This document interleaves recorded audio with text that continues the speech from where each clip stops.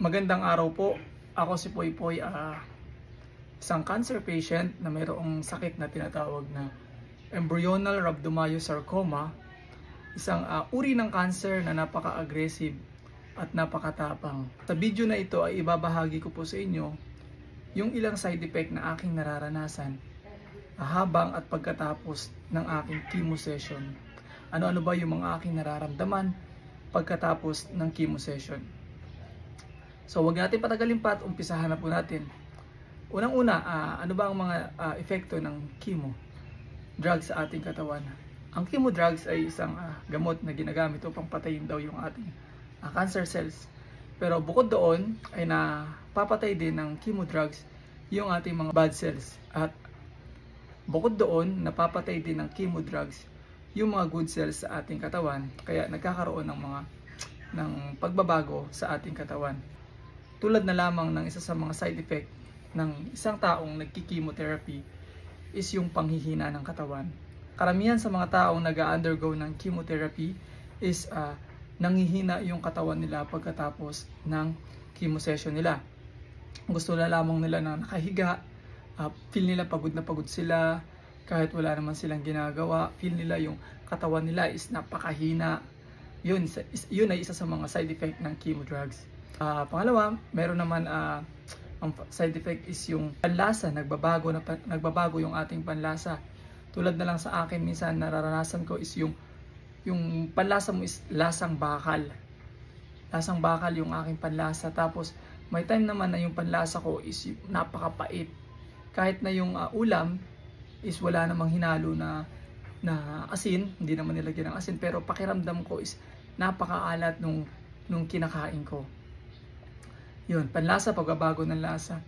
Pangatlo is yung pagkalagas ng buhok. Yes po, pagkalagas ng buhok, kung makapansin ninyo, yung aking kilay is paubos na rin, yung aking buhok sa hita is paubos na rin. At ito ang unang-unang nalagas sa akin, yung aking buhok. Isa ito sa mga side effect ng chemotherapy. Dahil nga yung good cells natin is pinapatay niya rin. Kadalasan yung mga naapektuhan, kadalasan namamatay sa isang nagki-chemotherapy is yung mga good cells na mabilis tumubo, tulad dito sa buhok. Yan, mabilis siyang tumubo. And then sa balat. Kung mapansin natin yung pangingitim ng balat, ay side effect po yun ng chemotherapy. Mapansin din niyo dito, yung gamot, minsan nasusunog yung ating mga ugat-ugat. Isa din sa mga side effect ng chemo is yung pagbagsak ng WBC natin sa katawan o yung mga white blood cells. Yes, tama po. Lahat na nagki-chemo is bumabagsak yung white blood cells. Kaya after 24 hours ng pagki-chemo ay may ini-inject na gamot. Yung akin is Pregastin, hindi ko maalala, makalimutan ko kung ano yung gamot na yon. Lagi ko nakakalimutan kung ano talaga yung tawag sa gamot na yan. Pero merong gamot na ini-inject sa katawan para mapataas yung ating white blood cells. Isa yon sa mga side effect ng chemo. At pagbagsak din ng hemoglobin. Tulad ko, ang aking hemoglobin is 82 lang, napakababa. Kaya meron akong iniinom na gamot, iniinom na vitamins para mapataas yung aking hemoglobin. At kadalasan, kapag bumagsak yung WBC, kahit na nag-inject ka na, at bumagsak din yung hemoglobin, minsan sinasuggest ng doktor na salinan tayo ng dugo, blood infusion. Sasalinan ka ng dugo. Ako, 2 beses akong sinasalin ng dugo dahil nga palaging bagsak yung aking WBC at hemoglobin. Ano pa ba ang mga side effect ng chemo? Yung sa tubig, minsan pag malamig yung tubig, kailangan warm water yung pinapaligo mo. Kasi sa akin, minsan, pag malamig yung tubig, pakiramdam ko, naninigas yung aking katawan. Yun yung pakiramdam ko kapag maliligo ako na malamig yung tubig. Yun isa sa mga side effect na nararanasan ko habang ako ngayon ay nagki-chemotherapy. Lagnat, isa rin sa mga side effect ng chemo drugs.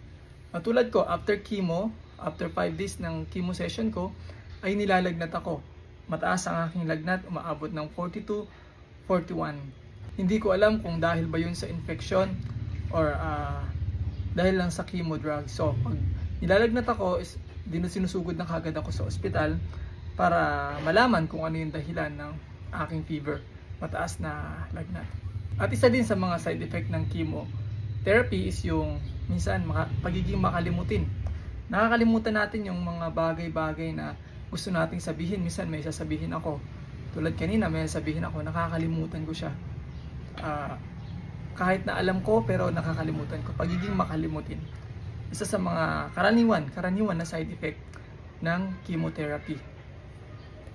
So marami pang mga side effect ng chemotherapy sa isang taong nag-undergo nito.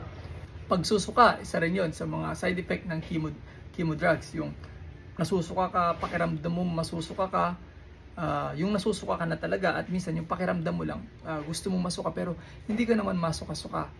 Yun na isa sa mga side effect ng chemotherapy. Marami pa ang mga side effect ng chemotherapy, pero sa case ko is yun yung mga naranasan ko habang ako ay nag-undergo ng chemotherapy.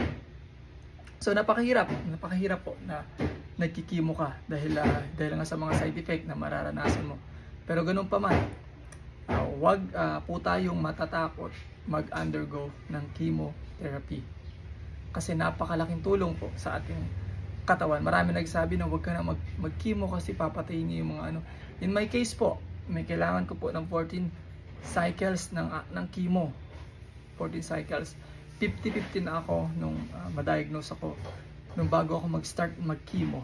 Pero ngayon, nagagawa ko na, at hindi ko nagagawa yung mga gusto ko. Pero ngayon, nakaka-4th cycle pa lang ako ng chemo. Ang case ko po is napaka-aggressive, napakatapang na cancer yung nasa katawan ko. Yung tumor ko is sobrang laki at halos mamatay na ako sa paghihirap. Pero nag-start ako mag-chemo at nabigyan ako ng magaling na doktor. Nagkaroon po ako ng doktor na napakabait at magaling po siya. So yun, nakaka-4th cycle na ako ng chemo. Nagagawa-gawa ko na yung maglakad-lakad. Pasensya na po, medyo maingay. Nagagawa ko na yung maglakad-lakad. Wala na akong nararamdaman masyado na pain sa katawan ko. Pakiramdam ko, naging effective yung chemotherapy sa aking katawan. Bagamat walang gamot yung aking case, pero pakiramdam ko, nagkaroon ng epekto, nagkaroon ng effect yung chemotherapy, yung chemo drugs na nilalagay sa aking katawan. So yun lamang po, maraming salamat. Health is wealth. Mag-iingat po tayo palagi. Tandaan natin, kapag may naramdaman tayo, magpa-check up tayo. At wag tayong matatakot sa chemotherapy. Yun lamang po. Salamat.